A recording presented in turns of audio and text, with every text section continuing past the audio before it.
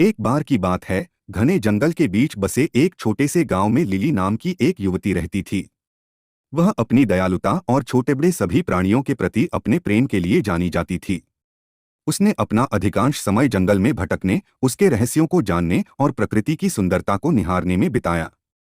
एक दिन जंगल में भटकते हुए लिली को एक घायल पक्षी जमीन पर पड़ा मिला। उसने सावधानी से उसे उठाया और वापस अपनी कुटिया में ले गई।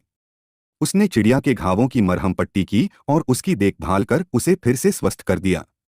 दिन हफ्तों में बदल गए और पक्षी लिली की देखरेख में मजबूत और मजबूत होता गया।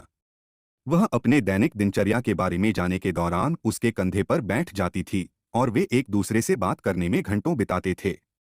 एक दिन चिड़िया ने लिली से साफ और स्पष्ट आवाज में बात की। मेरी जान बचाने के लिए धन्यवाद, इसने कहा। मैं सिर्फ कोई पक्षी नहीं हूँ, मैं एक जादुई पक्षी हूँ। मेरे पास आपको 3 इच्छाएं देने की शक्ति है।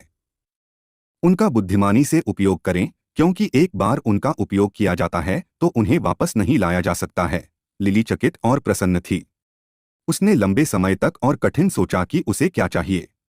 अंत में उसने अपनी पहली इच्छा की, मैं अपने गांव के लिए भरपूर फसल की कामना करती हूँ ताकि कोई भी भूखा न रहे। अगले ही दिन गांव के चारों ओर के खेत भरपूर फसल से लहलहा उठे।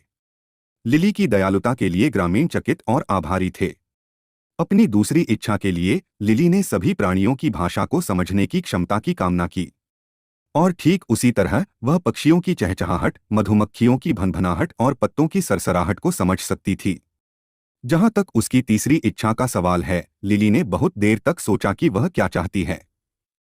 अंत में उसने अपनी इच्छा व्यक्त की, मैं हमेशा प्यार और खुशी से घिरी रहना चाहती हूँ। और ऐसा ही था। लिली ने अपना शेष जीवन प्रेम और प्रसन्नता से घिरा हुआ बिताया। उसने जंगल का पता लगाना और जरूरतमंद लोगों की मदद करना जारी रखा।